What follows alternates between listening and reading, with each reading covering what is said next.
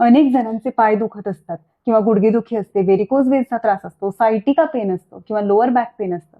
तसंच अनेक जणांना वातविकारही असतो. तर अशा वेळेस पाय कंटिन्युअसली दुखत असतात. तर आपण आता काय करतोय की अगदी सोपे सोपे 3 स्ट्रेचेस पाहतोय. हे 3 स्ट्रेचेस तुम्हाला घरच्या घरी करता येतील आणि त्यातला एक स्ट्रेच मी आता तुम्हाला करूनही दाखवला. त्यातला एक सोपा प्रकार दाखवते. दोन्ही हात असे खाली ठेवायचे. तुम्हाला हा एवढा स्ट्रेच हवा असेल तर तुम्ही हा एवढा घ्या.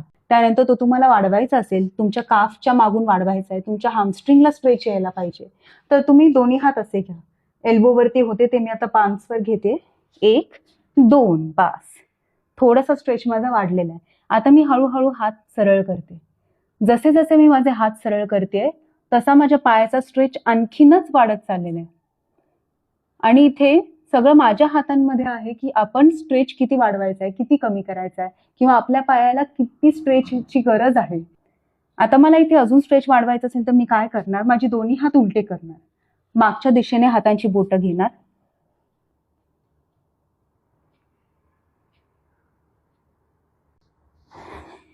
आता मी तुम्हाला दुसरा स्ट्रेच दाखवते, ज्यात एक पाय असा आपण आडवा ठेवणार आहोत, दुसरा पाय असा उभा ठेवला, ताठ बसा आणि इथेही असंच. हा स्ट्रेच तुम्हाला बरा वाटत असेल तर इथपर्यंत घ्या किंवा हळूहळू छाती अशी पुढे ढकला पायाच्या दिशेने. या स्ट्रेचमुळे तुमच्या ग्रॉइन्स मधली फ्लेक्झिबिलिटी वाढते. तर ज्यांना पद्मासन करता येत नाही किंवा ज्यांना लोअर बॅक पेन आहे त्यांच्यासाठी हा स्ट्रेच नक्की उपयुक्त ठरतो. आता तिसरा स्ट्रेच मी दाखवते बद्ध कोणासनातला. बद्ध कोणासन करताना आपण दोन्ही पाय जुळवत असतो आणि ताठ बसतो. तर इथे आपण काय करूया, दोन्ही पाय जुळवूयात आणि ते भिंतीला लावूयात. इथे आपण 3 स्तरांवरती बद्ध कोणासनाचा सराव करू शकतो. त्यातला पहिला स्तर आहे वरती, म्हणजे डोक्याच्या लेवलला आपण पाय घ्यायचे आहेत. दोन्ही हात सरळ केलेले आहेत. इथे आपण स्ट्रेच हळूहळू वाढवूया.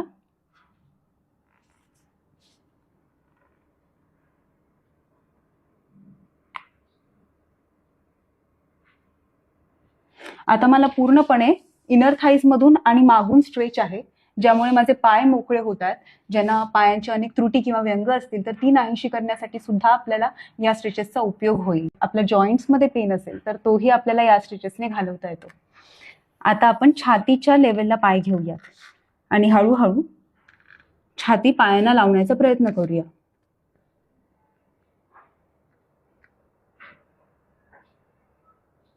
आता आपण पोटाकडे घेऊया.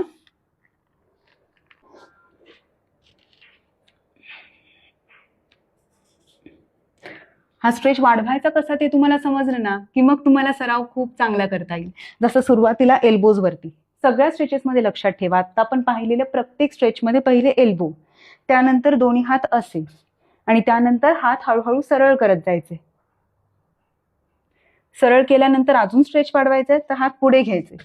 पुढे घेतल्यानंतर तुम्ही अजून पुढे येऊ शकता.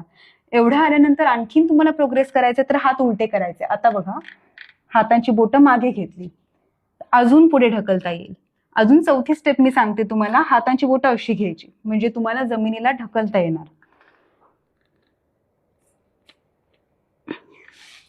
तर असे काही उपयुक्त स्ट्रेच तुम्हाला घरच्या घरी करता येऊ शकतात आणि तुमच्या पायांचं दुखणं तुम्ही नाहीसं करू शकता. तर तुम्हाला गुडघेदुखी असेल तर सांभाळून करा, अर्थरायटिस असेल तर सांभाळून करा, पण नक्की करा. कारण या स्ट्रेचेसमुळे पाय असे मोकळे होतात की यानंतर तुम्हाला अनेक व्यायाम प्रकार करण्यासाठी हे स्ट्रेचेस तुम्हाला मोटिवेट करतात. तर असं मोटिवेशन तुम्हाला मिळालं तर अनेक योगासनही तुम्हाला चांगली जमायला लागतील.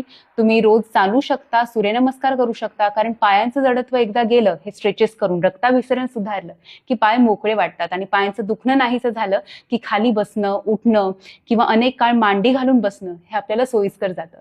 तर नक्कीच तुम्हाला या स्ट्रेचेसचा उपयोग होईल अशी मी आशा करते. दररोज सराव करा आणि तुमचं आरोग्य उत्तम ठेवा. धन्यवाद.